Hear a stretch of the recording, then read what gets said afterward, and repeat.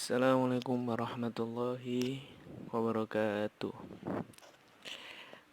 Bismillah, alhamdulillah, wassalatu wassalamu ala rasulillah, mabad.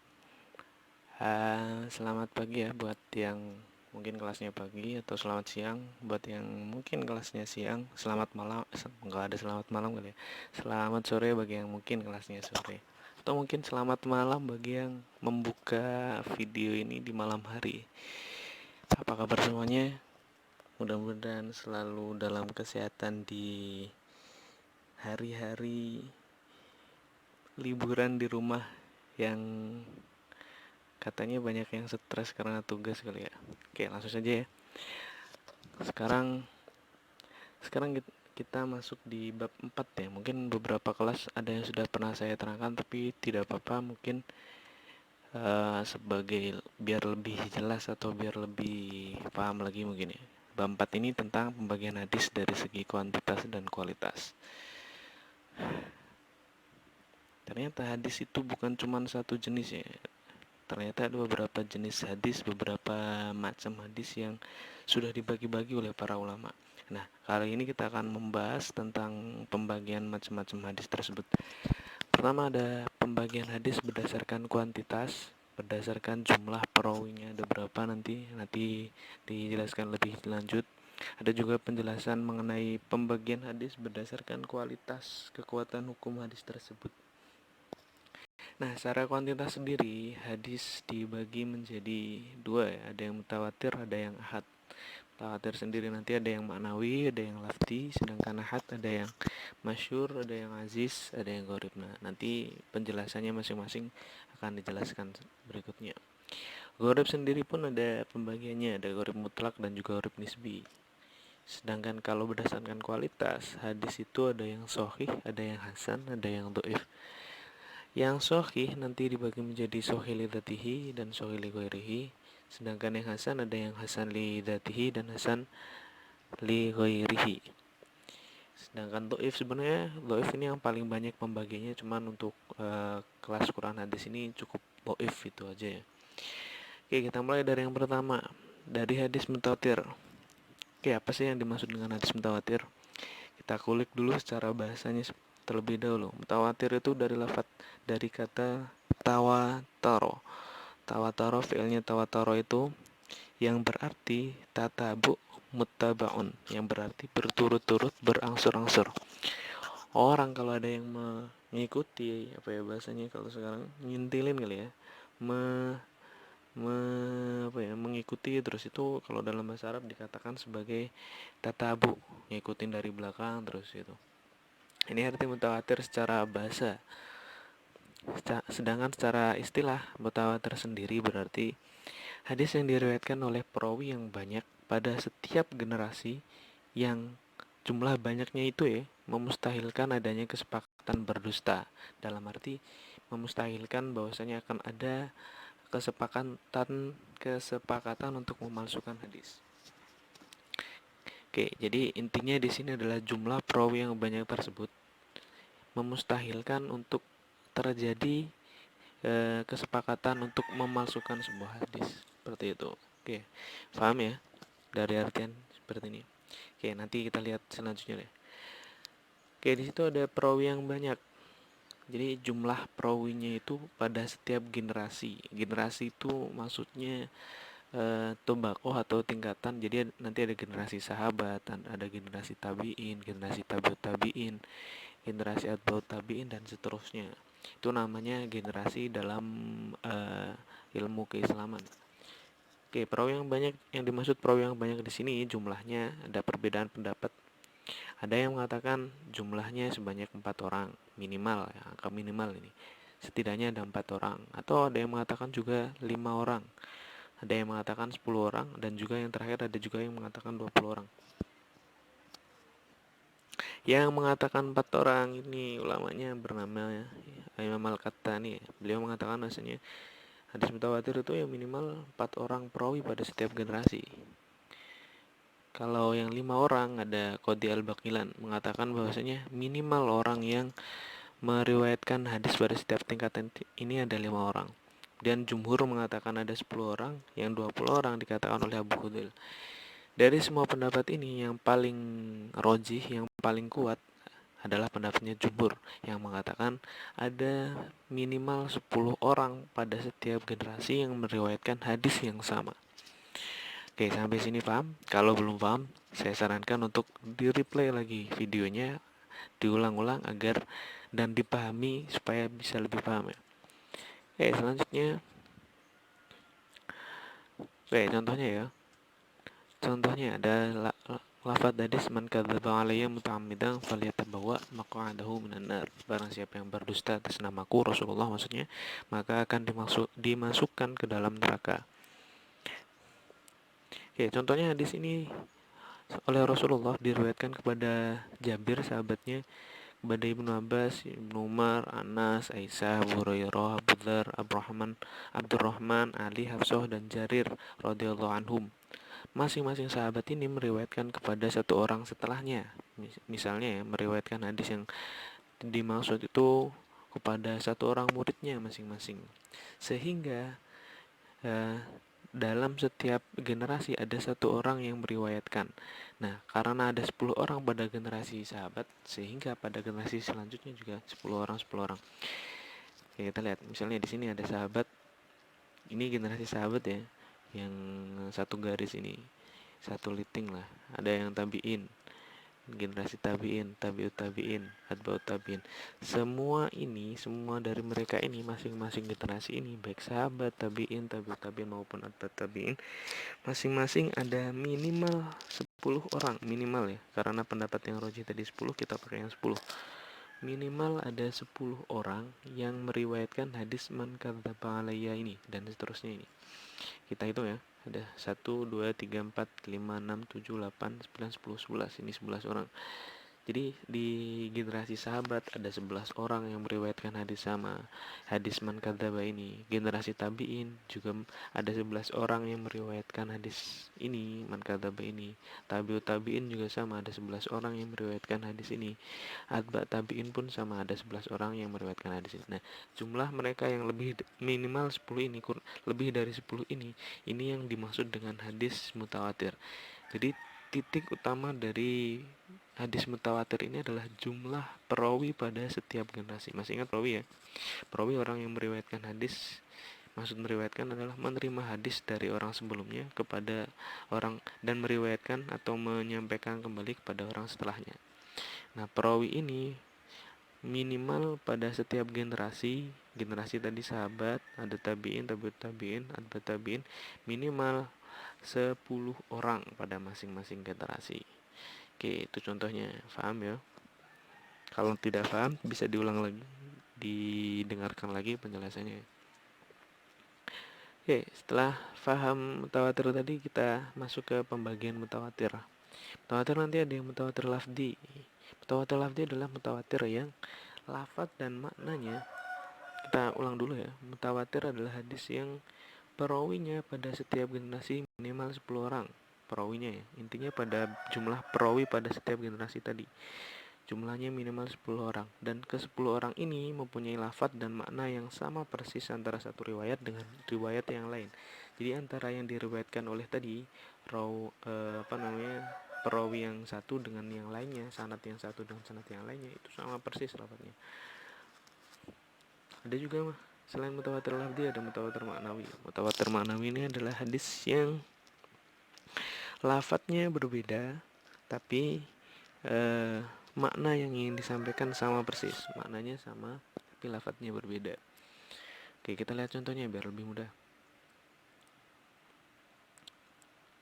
Misalnya seperti tadi ya, ada sanad mutawatir yang seperti tadi. Pada setiap generasi ada minimal 10 orang. Nah, misalnya kalau contoh mutawatir lafzi, kita pakai lafadz yang tadi sama, man kadzdzaba alayya. Lafadz ini kalau mutawatir lafzi berarti lafadznya sama persis. Lafadz man kadzdzaba alayya ini diriwayatkan oleh ke-11 jalur riwayat ini, ke-11 sanad ini. Oke, kalau lupa dengan sanad saya ingatkan lagi. Sanad itu adalah susunan dari para rawi mulai dari sahabat sampai mukharrij ya. Di sini misalnya sanad pertama adalah sanadnya Jabir menyampaikan kepada Qutaibah, kepada Uyainah, kepada Muhammad. Sanad kedua adalah sanadnya Ibnu Abbas menyampaikan kepada Qasim pada Laits dan Abdullah. Begitu seterusnya sampai Jarir nanti ya. Itu yang dimaksud dengan sanad. Nah, kalau mutawatir lafzi, lafadznya man kadzaba alayya ini diriwayatkan oleh ke-11 sanad tersebut dengan lafadz yang sama. Oke, lafadz ini diriwayatkan oleh ke-11 sanad ini. Ya, ini yang bergerak-gerak ini. Ini sanad-sanad yang meriwayatkan lafadz yang sama. Itu kalau mutawatir lafzi. Karena mutawatir lafzi itu hadis mutawatir, hadis yang diriwayatkan perawi yang banyak tadi dengan lafadz yang sama dan makna yang sama. Oke, itu mutawatir lafzi. Selanjutnya mutawatir maknawi, contohnya misalnya kita ulang dulu ya. Mutawatir maknawi adalah hadis yang mutawatir atau hadis yang diriwayatkan rawi yang banyak sekali pada setiap generasi dengan lafadz yang berbeda tapi maknanya sama. Kayak misalnya ada sebuah hadis yang inti maknanya adalah Rasulullah mengangkat kedua tangan beliau ketika berdoa sampai terlihat putih-putih ketiak beliau. Ini mana hadis yang ingin disampaikan misalnya. Nah, ternyata redaksi atau lafadz yang digunakan berbeda-beda. Redaksi yang pertama misalnya mengatakan rafa'a Rasulullah sallallahu alaihi wasallam yadaihi fid du'a hatta yura bayadu ibtaihi. Ini redaksi atau lafadz pertama yang diriwayatkan. Lafadz yang kedua adalah yura ibta Rasulullah sallallahu alaihi wasallam fi du'a illa fil istiqa. Ini lafadz yang kedua. Lafadz yang ketiga ra'aina ufrata ibtai Rasulullah sallallahu alaihi wasallam fi du'aih. Nah, jadi ada tiga lafadz nih. Ada tiga lafadz yang meskipun lafadznya sedikit berbeda tapi maknanya punya makna yang sama persis nih. Oke, ternyata setelah dilihat atau setelah diteliti, lafadz yang pertama ini misalnya ternyata yang meriwayatkan tidak dari 11 jalur ini. Yang meriwayatkan hanya ini, Jabir dan seterusnya kepada orang-orang setelahnya. Ibnu Abbas meriwayatkan kepada setelahnya, Ibnu Umar juga. Ternyata cuma 3 jalur. Nah, kalau tiga orang ini berarti kan belum bisa disebut mutawatir. Karena mutawatir tadi kan minimal harus 10. Nah, ini belum bisa disebut mutawatir kalau berdiri sendiri misalnya.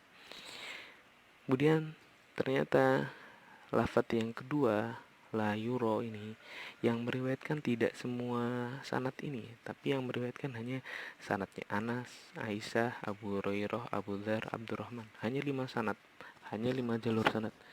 5 jalur sanad yang mana pada setiap generasinya kurang dari 10 juga seharusnya tidak bisa disebut mutawatir. Ya, karena syarat mutawatir tadi perawi banyaknya yang menurut jumhur ulama harus minimal 10 orang. Juga lafadz ketiga misalnya, ternyata yang meriwayatkan lafadz ketiga ini hanya sanadnya Ali, Hafsah, dan Jarir. Sehingga juga kalau dilihat dari lafadz tersebut sendiri tidak bisa disebut sebagai hadis mutawatir. Tapi karena maknanya sama sehingga bisa digabungkan semuanya menjadi satu. Makna lafadz hadis ini yang Rasulullah tadi mengangkat kedua tangan ketika berdoa ini itu yang menjadi hadis mutawatir. Tapi yang mutawatir ada maknanya sehingga disebut dengan mutawatir maknawi. Oke, paham ya? Nah, hadis-hadis mutawatir ini hukumnya adalah qot'i. Qot'i artinya kalau secara bahasa berarti pasti, memberikan kepastian. Ya, jadi yang dimaksud pasti ini adalah hadis tersebut sudah benar-benar bisa dipastikan bahwasanya berasal dari Rasulullah, sumbernya memang benar-benar Rasulullah. Oke, sudah bisa dipastikan. Dan qot'i ini hukum yang qot'i ini hukum yang pasti, tidak bisa diingkari. Bahkan orang yang mengingkari hukum qot'i ini bisa dihukumi kufur. Oke, paham ya sampai situ?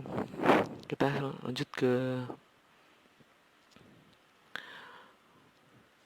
lanjut ke pembagian selanjutnya. Ada hadis ahad. Oh, bukan pembagian selanjutnya ya. Pembagian yang kedua dari hadis yang berdasarkan jumlah perawi. Oke, hadis ahad. Hadis ahad nanti dibagi menjadi masyhur, aziz, dan gharib. Kita bahas ahadnya dulu. Ahad secara bahasa berarti tunggal, satu.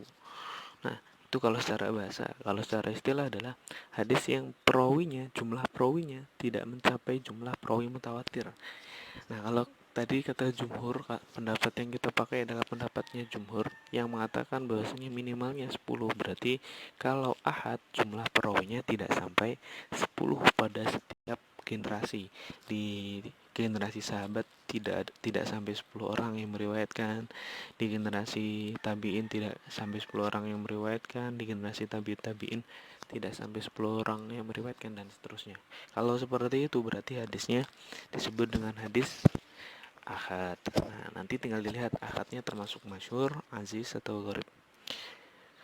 Kemudian masyhur sendiri kalau secara bahasa berarti populer ya. Terkenal, populer, itu kalau secara bahasa. Kalau yang dimaksud masyhur secara istilah adalah hadis yang diriwayatkan 3 sampai 9. Sebenarnya 3 sampai jumlah kurang dari mutawatir ya. Tapi karena tadi kita menggunakan yang 10, jadi kita langsung saja hadis yang diriwayatkan 3 sampai 9 perawi pada setiap generasi. Nah, ini nanti meskipun definisinya seperti ini, yang penting hadis masyhur itu di dalam susunan sanadnya tidak kurang dari 3 orang, tapi juga tidak lebih dari 9 orang. Ada salah satu generasi yang sebanyak itu saja, itu sudah disebut dengan hadis masyhur. Oke, kalau aziz secara bahasa berarti jarang atau kadang-kadang ya. Aziz itu kalau secara bahasa. Kemudian secara istilah berarti hadis yang perawinya tidak kurang dari 2 perawi pada setiap generasi. Minimal ada 2 orang perawi yang meriwayatkan ya, tapi ada 2 orang perawi pada salah satu generasi ya, dan tidak kurang dari itu. Nanti kita lihat contohnya. Nah, kalau gharib adalah secara bahasa berarti aneh, sendiri, tidak seperti biasanya. Itu yang berarti arti gharib secara bahasa. Secara istilah gharib berarti hadis yang perawinya hanya 1 orang, baik pada setiap generasi maupun pada salah satu generasi. Nah, nanti kita lihat contohnya biar lebih gampang. Definisinya seperti itu. Oke, contohnya misalnya kita sedikit salah-salah ya contohnya ini. Misalnya ada sebuah hadis al-haya minal iman, malu adalah sebagian dari iman. Oke, misalnya hadis ini diriwayatkan oleh Rasulullah kepada sahabat Ibnu Umar dan seterusnya sampai nanti kepada Mukharij. Kemudian ada sanad lain pada Abu Hurairah dan kepada Anas bin Malik. Nah, hadis yang seperti ini, hadis yang tiga-tiga seperti ini disebut dengan hadis masyhur, hadis ahad yang jenisnya masyhur karena ada 3 sampai 9 orang perawi dalam sanadnya. Oke, meskipun nanti juga ada tambahan seperti ini, ada 333, meskipun nanti misalnya pada setiap generasi, pada salah satu generasi ada 3 orang, tapi yang lainnya ada lebih dari 10 orang, itu juga tetap disebut sebagai hadis masyhur karena yang penting tidak kurang dari 3 orang dan tidak lebih dari 9 orang. Oke, kalau contoh yang kedua, misalnya kalau sanadnya 2 seperti ini, ada Ibnu Umar, ada Abu Hurairah sanadnya ya, yang ke bawah, sahabatnya ada Ibnu Umar dan Abu Hurairah, tabi'innya ada Salim dan Musayyib, tabi'innya ada Nafi dan Laits, atau tabi'innya ada Salim dan Sufyan. Ini contohnya misalnya. Kalau ada sanad seperti ini, ada dua pada setiap generasi seperti ini, maka hadisnya disebut dengan hadis aziz. Ya, paham ya? Jadi kalau ada dua orang yang meriwayatkan pada setiap generasi ini, maka hadisnya disebut dengan hadis aziz. Ingat, pembagian ini masih berdasarkan jumlah perawi yang meriwayatkan. Atau contoh lain misalnya, sanadnya memang ada 2 sahabatnya, misalnya ada 2, Abu Hurairah dan Anas. Kemudian tabi'innya ada Musayyib dan Jarir. Tapi ternyata pada tabi'ut tabi'in dan atba'ut tabi'innya ada 3 orang misalnya. Tabi'innya ada Laith, Jarrah dan Utbah misalnya. Hadis yang seperti ini tidak disebut hadis masyhur, tapi disebut hadis aziz. Masih disebut hadis aziz karena ada 2 orang perawi pada salah satu generasi. Oke, paham ya? Selanjutnya hadis, kalau ada sanad hadis seperti ini, hanya Rasulullah menyampaikan hanya pada Abu Hurairah, kemudian kepada Musayyib, pada Lail, kepada Sufyan, hanya seperti ini, maka hadisnya disebut hadis gharib karena karena hanya ada satu orang pada setiap generasi. Ini disebut dengan hadis gharib. Hadisnya disebut sebagai hadis gharib. Oke, atau seumpama kita hapus sanad yang tadi, misalnya ada hadis Al-Hayy minal Iman, ini hadisnya oleh Rasulullah hanya diriwayatkan kepada Anas bin Malik misalnya. Anas bin Malik hanya meriwayatkan kepada Jarir. Nah, ketika dari Jarir ada riwayat sanadnya bercabang. Jarir menyampaikan kepada Jarrah dan Utbah. Nah, meskipun pada generasi, jadi kalau kita petakan ya, sahabatnya ada Anas bin Malik, tabiinnya hanya ada Jarir. Tapi tabiut tabiinnya ada Jarrah dan Utbah, atbaut tabiinnya ada Aziz dan Az-Zuhri. Meskipun seperti ini, hadisnya pun tetap disebut sebagai hadis gharib karena ada salah satu generasi di sini, generasi sahabat dan generasi tabiin, itu yang meriwayatkan hanya satu orang. Yang seperti ini hadisnya juga disebut dengan hadis gharib.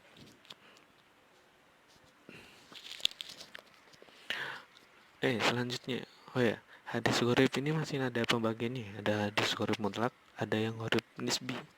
Kita singkat saja tentang ini. Yang mutlak adalah hadis yang perawinya sendirian pada generasi sahabat, atau juga perawinya hanya satu pada keseluruhan sanad. Jadi contohnya seperti tadi ya, semuanya hanya satu orang pada seluruh generasi atau pada generasi sahabat saja. Adapun kalau yang definisi di LKS adalah hadis yang perawinya sendirian pada generasi tabiin dan seterusnya. Ini mungkin benar, tapi saya tidak memakai definisi ini ya. Oke, misalnya ada contoh, kita pakai hadis yang tadi lagi, misalnya Al-Hayy minal Iman. Hadis ini diriwayatkan oleh Rasulullah kepada Anas bin Malik.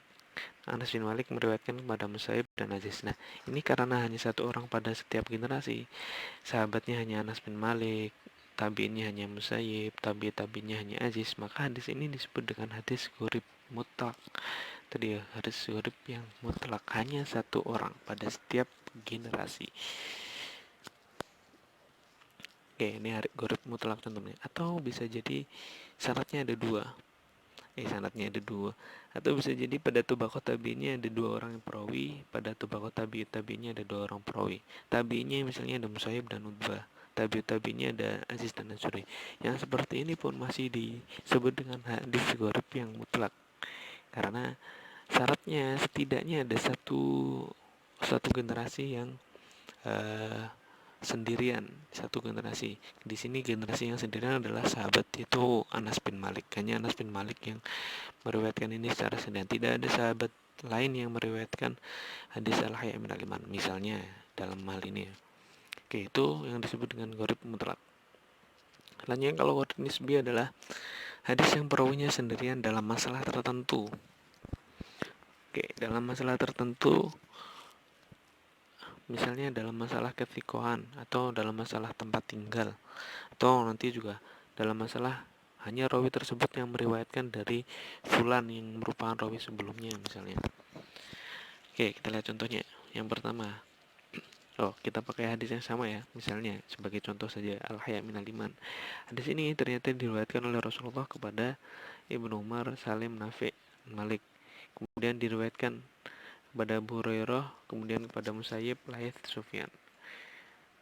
Nah, misalnya ada 3 sanad, berarti ya. Sanad yang pertama Ibnu Umar kepada muridnya Salim, Salim kepada muridnya Nafi, Nafi kepada muridnya Malik. Abu Hurairah juga seperti itu kepada muridnya Musayyib, dan seterusnya. Anas bin Malik juga sama kepada Jarir, pada Jarrah, dan seterusnya. Seperti sanad tadi. Nah, ini seharusnya kalau 3 seperti ini disebut dengan hadis masyhur, karena ada 3 perawi, setidaknya ada minimal 3 perawi pada setiap generasi. Tapi ternyata kalau kita lihat masing-masing ini, kalau secara umum disebut hadis masyhur ya, tapi kalau dilihat satu persatu sanadnya nanti ada hukum lain. Misalnya ketika kita lihat sanad dari Abu Hurairah, ternyata sanad ini semuanya thiqah, kecuali satu orang bernama Laits, dia orang yang dhaif. Nah, ini meskipun dengan sanad seperti tadi ada 3 sanad tadi, sanad yang ini juga masih disebut sebagai sanad yang gharib dalam masalah kethikohan, karena ada satu orang yang tidak thikoh di antara orang-orang thikoh lainnya. Abu Hurairah kan thikoh, Musayyib kan thikoh, tapi Laits sendiri tidak thikoh, dia sendiri yang dhaif. Maka hadis ini disebut sebagai hadis yang gharib, gharib nisbi. Oh ya, mungkin ada yang lupa thikoh itu apa. Thikoh itu adalah orang yang memenuhi syarat hadisnya bisa diterima. Jadi orang yang memenuhi syarat agar hadisnya bisa diterima disebut dengan orang yang thikoh. Dia nanti harus adil, harus dobit, harus hifdzul mur'ah, seperti yang pernah saya sebutkan di kelas sebelumnya. Oke, atau misalnya dari 3 sanad tadi kita lihat salah satu sanadnya. Sanad yang pertama tadi ternyata semuanya berasal dari Mekah kecuali Malik. Malik ini ternyata berasal dari Madinah.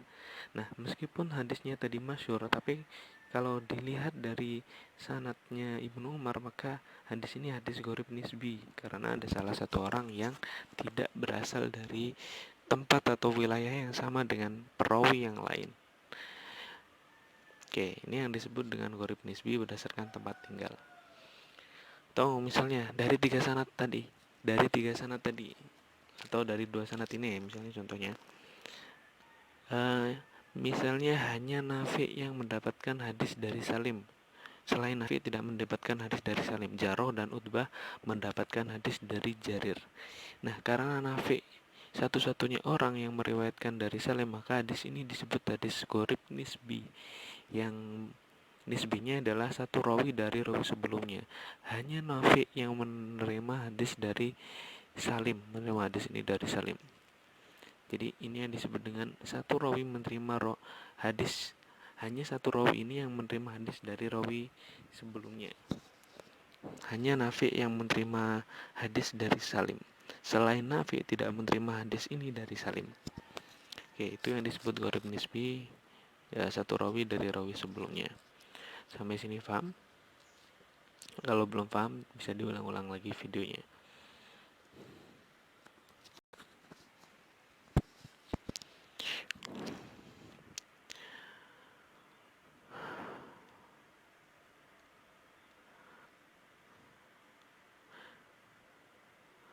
Oke, kita lanjutkan pembagian selanjutnya.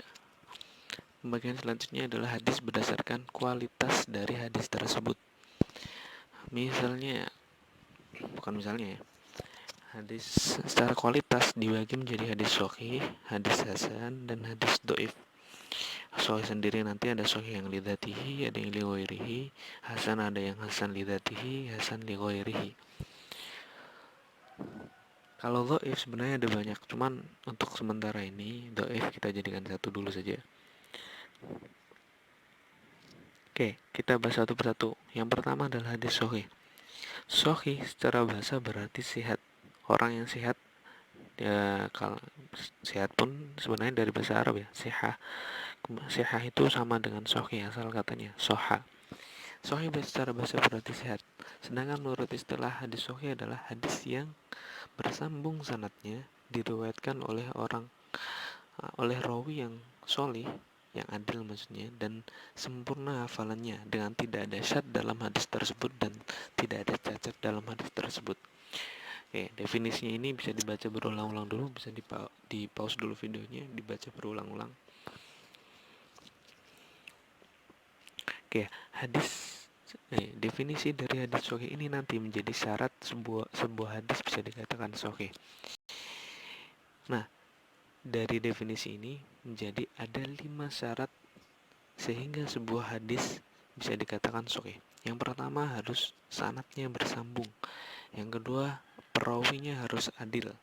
Yang ketiga, perawinya juga harus punya hafalan yang sempurna. Yang ketiga, hadisnya tidak ada syad. Dan yang keempat ya tadi, yang keempat hadisnya tidak ada syad, dan yang kelima hadisnya tidak ada ilat. Oke, kita lihat satu-satu. Yang dimaksud sanad bersambung adalah seorang rawi dipastikan benar-benar meriwayatkan hadis dari rawi sebelumnya. Jadi misalnya tadi ya contohnya, misalnya Ibnu Umar meriwayatkan kepada Salim misalnya. Jadi harus bisa dipastikan bahwasanya Salim ini benar-benar menerima hadis yang disebutkan dari Ibnu Umar. Misalnya hadisnya Al-Haya'u minal iman. Jadi harus dipastikan bahwasanya Salim itu benar-benar mendengarkan Al-Haya'u minal iman ini dari Ibnu Umar, dan Ibnu Umar benar-benar mendengarkan itu dari Rasulullah. Ini yang disebut dengan sanad bersambung. Oke, kalau yang adil, maksud dari adil, syarat dari adil itu solih. Solih itu berarti perawinya itu tidak pernah berbohong, tidak suka berbohong dalam kehidupan sehari-hari, dan juga tidak berbuat fasik, tidak melakukan dosa-dosa kecil secara sering, dan juga tidak pernah melakukan dosa besar. Ini yang disebut sebagai orang yang adil. Kalau yang sempurna hafalannya adalah orang yang jarang sekali melakukan kesalahan dalam meriwayatkan. Perawi ini sering meriwayatkan hadis tapi hampir tidak pernah melakukan kesalahan dalam menyebutkan hadis yang akan diriwayatkan olehnya. Yang keempat adalah tidak syad. Maksud dari tidak syad adalah hadis yang diriwayatkan tadi tidak bertentangan dengan hadis riwayat lain yang sama kuat atau yang lebih kuat. Ini maksud dari syad. Syad itu bertentangan dengan hadis lain yang sama kuat atau bahkan yang lebih kuat. Nah, kalau tidak syad berarti tidak ada pertentangan ini, tidak bertentangan dengan hadis lain. Sedangkan yang dimaksud dengan tidak ada ilat adalah tidak ada hal-hal yang dapat menciderai kesohihan dari hadis tersebut. Dan diantaranya misalnya hadis tersebut tidak bertentangan dengan akal, hadis tersebut tidak bertentangan dengan Al-Quran, hadis tersebut masih masuk akal misalnya, masih bisa dipahami gitu, dan lain sebagainya. Maksud dari tidak ada alit. Oke, kita contohkan masih dengan contoh yang sama ya, misalnya al-haya minal iman. Contohnya hadis malu adalah sebagian dari iman. Misalnya hadis ini diriwayatkan oleh Rasulullah kepada Abu Hurairah. Abu Hurairah meriwayatkan kepada Sa'id, Sa'id meriwayatkan kepada Sufyan, Sufyan kepada Malik misalnya. Nah, dari riwayat ini Rasulullah kepada Abu Hurairah, semua perawinya baik Malik, Sufyan, Sa'id, ini semuanya memenuhi syarat. Oke, kita lihat ada Abu Hurairah sebagai sahabat. Di generasi sahabatnya ada Abu Hurairah misalnya, di generasi tabi'nya ada Sa'id, generasi tabi'ut tabi'nya ada Sufyan, dan generasi atba'ut tabi'nya ada Malik.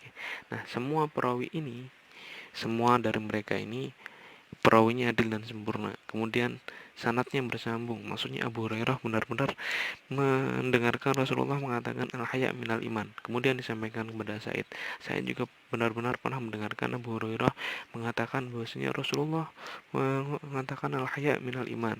Kemudian Said juga menyampaikan kepada Sufyan seperti itu, dan seterusnya sampai Malik. Ini yang disebut dengan sanad bersambung.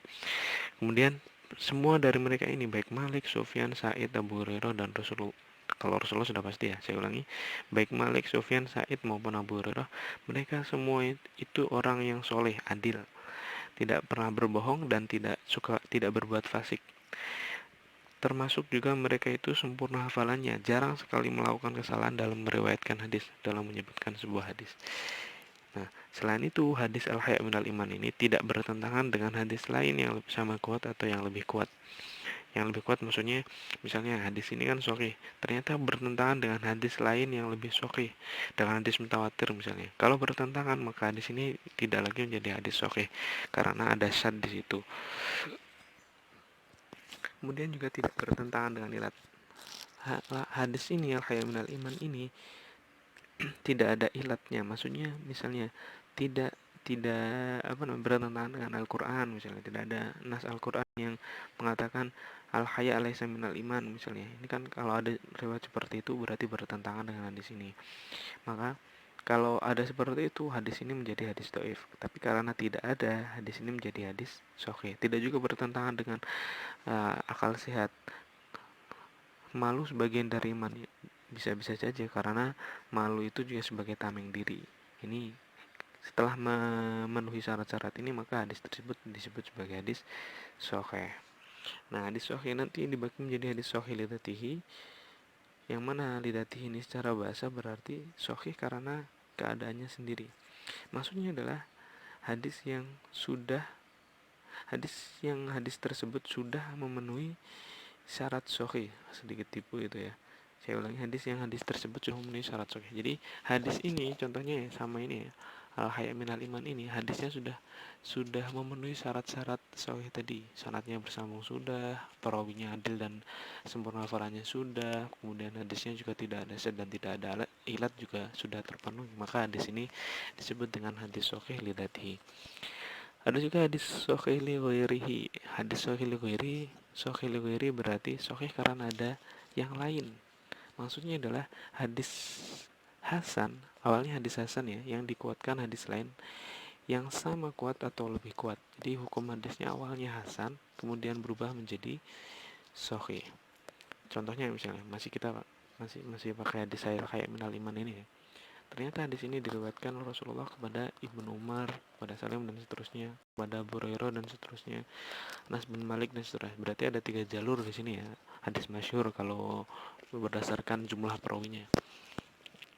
Oke, setelah dilihat ternyata riwayatnya Ibnu Umar ini hukumnya hasan. Kemudian yang dari sanad Abu Hurairah hukumnya sahih. Dan yang diriwayatkan Anas bin Malik hukumnya sahih. Misalnya ada hadis seperti ini, maka hadis yang tadinya hasan bisa berubah hukum karena ada yang sahih, atau mungkin tidak harus sahih ya, setidaknya hasan lidzatihi juga, karena ada riwayatnya Abu Hurairah sahih, riwayatnya Anas bin Malik sahih, maka hadis yang tadinya hasan berubah hukum menjadi hadis sahih. Namanya sahih, sahihnya sahih li ghairihi. Ini yang dimaksud sahih li ghairihi. Selanjutnya ada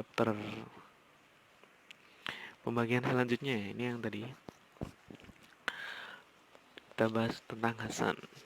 Hasan secara bahasa berarti bagus atau baik. Nah, sedangkan yang dimaksud dengan hadis hasan adalah hadis yang bersambung sanadnya, diriwayatkan oleh rawi yang soleh, yang adil, dan sedikit kurang hafalannya, tidak sesempurna hadis sahih tadi ya, dan tidak ada syad maupun cacat.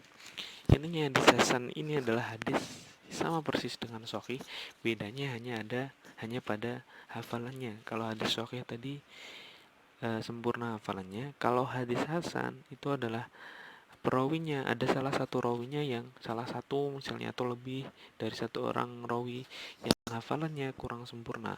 Maksudnya kurang sempurna adalah perawinya beberapa kali melakukan kesalahan dalam meriwayatkan, entah lafadznya keseleo, kepleset, atau mungkin ada lafadz yang terbalik misalnya. Itu yang dimaksud dengan hafalannya kurang, beberapa kali pernah melakukan hal tersebut. Nah, kalau ada rawi satu saja dari sanad yang melakukan kesalahan tersebut, maka hadisnya yang tadinya sahih bisa menjadi hasan. Oke, misalnya contohnya masih sama ya, al-haya minal iman. Contohnya dengan sanad yang sebagai contoh saja ya, dengan sanad tadi meriwayatkan kepada Abu Hurairah, Rasulullah Shallallahu Alaihi Wasallam meriwayatkan kepada Abu Hurairah, kemudian kepada Zaid, kemudian kepada Sufyan, kepada Malik. Misalnya Said ini adalah orang yang hafalannya tidak sempurna, kadang-kadang masih pernah melakukan kesalahan misalnya, karena beberapa kali melakukan kesalahan. Karena Said ini beberapa kali melakukan kesalahan, hadis al-haya minal iman ini menjadi hadis hasan, karena ada salah satu perawi yang kurang hafalannya, meskipun dia sudah adil, sanadnya juga sudah bersambung, hadisnya tidak ada syadnya dan tidak ada ilatnya, maka hadisnya ini hadis hasan. Hasan nanti ada yang disebut dengan hasan lidzatihi, yang secara bahasa berarti hasan karena keadaannya sendiri, sama seperti sahih lidzatihi tadi ya. Hasan lidzatihi ini adalah hasan yang karena dia sendiri sudah memenuhi syarat-syarat hasan. Nah, ini definisinya, hadis tersebut sudah memenuhi syarat hasan, itu ya, tipe memenuhi syarat hasan. Nah, jadi semua rawi ini, jalur ini sudah memenuhi syarat hasan, sanadnya sudah bersambung, rawinya adil, kemudian hafalannya tidak sesempurna rawi yang sahih tadi misalnya, dengan hadisnya juga tidak ada syad dan tidak ada cacat. Ini yang disebut hadis hasan lidzatihi. Sedangkan hadis yang disebut hadis hasan li ghairihi, kalau secara bahasa berarti hadis yang hasan karena ada yang lain. maksudnya adalah hadis doif itu ya, tipe hadis doif yang dikuatkan hadis lain yang sama kuat atau lebih kuat. Dia ada hadis doif nanti dikuatkan oleh riwayat lain yang sama kuat, sama-sama doif tapi banyak, atau dikuatkan oleh hadis hasan yang lebih kuat misalnya. Kayak kita lihat contohnya aja biar lebih mudah. Contohnya sama menggunakan hadis al-haya minal iman. Hadis tersebut misalnya ternyata oleh Rasulullah diriwayatkan kepada Ibnu Umar. Jadi ada 3 sanad, Ibnu Umar, Abu Hurairah, Anas bin Malik. Nah setelah dilihat ternyata sanadnya Ibnu Umar ini ada rawi yang doif sehingga hukumnya menjadi doif misalnya saja ya ini. Kemudian yang sanadnya Abu Hurairah ternyata hukumnya hasan misalnya, dan yang sanadnya Anas bin Malik hukumnya sahih misalnya. Nah karena sanad kedua hasan, sanad ketiga sahih, yang mana hukumnya lebih kuat dari doif yang menjadi hukum sanad pertama, maka hadis yang ada di sanad pertama yang tadinya doif menjadi hasan. Jadi semua hadis yang pertama menjadi hukumnya hasan, hadis kedua menjadi hukumnya hasan, dan hadis yang ketiga menjadi hukumnya sahih. Ini yang disebut dengan hadis hasan li ghairihi. Oke, yang terakhir pembagiannya adalah doif. Doif secara bahasa berarti lemah. Dan yang dimaksud doif adalah hadis yang tidak memenuhi salah satu syarat dari hadis sahih. Ini kayak tipe ya, hadis yang tidak memenuhi salah satu syarat dari hadis sahih maupun hasan. Jadi hadis hasan lidati dan hadis sahih lidati tadi ada syarat-syaratnya. Nah hadis doif ini tidak memenuhi syarat-syarat hadis sahih maupun syarat-syarat hadis hasan. Nah kita ulang lagi ya, syaratnya tadi apa saja. Syaratnya ada sanad bersambung, ada adil. Kalau hadis sahih hafalannya sempurna. Kalau hadis dhaif, kalau hadis hasan hafalannya sedikit kurang. Kemudian ada syaratnya juga tidak syad dan tidak ilat. Nah hadis dhaif ini tidak memenuhi syarat-syarat ini. Bisa jadi sanadnya tidak bersambung, bisa jadi rawinya yang tidak adil, bisa jadi rawinya yang hafalannya buruk, sering lupa, pikun misalnya, atau di dalam hadisnya ada syadnya, atau bisa jadi dalam hadisnya ada ilatnya misalnya. Kalau salah satu saja dari syarat-syarat ini tidak terpenuhi, maka hadis tersebut disebut dengan hadis doif. Oke, contohnya misalnya ini contoh saja ya. Ada sanad Rasulullah meriwayatkan al-haya minal iman ini kepada Abu Hurairah kepada Sa'id kepada Sufyan kepada Malik. Misalnya hadis ini kalau misalnya dari yang paling bawah tidak ada ilatnya, berarti syarat yang tidak ada ilat tidak terpenuhi. Misalnya al-haya minal iman ini bertentangan dengan Al-Quran atau dengan akal, maka hadis ini menjadi hadis doif. Atau contoh lain, ternyata al-haya minal iman ini tidak bertentangan akal, tapi bertentangan dengan hadis lain yang lebih sahih, bertentangan dengan hadis mutawatir misalnya, maka hadis ini juga menjadi hadis doif juga karena tidak memenuhi syarat tidak ada syad. Karena ada syad, kalau tidak memenuhi syarat tidak ada syad, berarti kan hadis ini syad. Karena hadis ini syad, berarti hadis ini hadis doif. Atau karena tidak memenuhi syarat lain misalnya, ternyata salah satu rawinya ini Sa'id ini ternyata dia orang yang pikun misalnya. Karena dia pikun, hadisnya tidak memenuhi syarat seorang rawi harus hafalannya kuat. Karena tidak memenuhi syarat hafalan kuat ini, maka hadisnya menjadi hadis doif. Oke. Atau misalnya Sa'id tadi itu orangnya adalah orang yang sering melakukan kefasikan atau suka berbohong. Karena suka berbohong atau sering melakukan kefasikan, maka hadisnya menjadi hadis doif juga. Atau misalnya sanadnya tidak bersambung. Misalnya ternyata dalam sanad hadisnya Abu Hurairah meriwayatkan kepada Sufyan, padahal di situ ada Sa'id di antara Abu Hurairah dan Sufyan. Nah, Sa'id yang tidak disebutkan ini dalam sanad hadis, maka hadisnya disebut dengan hadis doif karena sanadnya tidak bersambung. Oke, mungkin itu saja penjelasan kali ini. Uh, Mudah-mudahan paham ya. Kalau tidak paham bisa diulang-ulang videonya. Nanti akan saya sertakan di aplikasinya. Untuk siapa yang tidak paham silahkan bertanya. Nanti akan saya jawab satu persatu di kolom komentar aplikasinya. Dan pesan saya, tetap di rumah untuk masa-masa corona ini. Jaga kesehatan, jaga keamanan, tetap sehat, sarapan yang banyak, dan mudah-mudahan kita semua diselamatkan oleh Allah Subhanahu wa taala. Dan siratal mustaqim, saya akhiri. Jangan lupa berdoa, Allahumma inni stauda'tuka, dan seterusnya seperti biasanya. Assalamualaikum warahmatullahi wabarakatuh.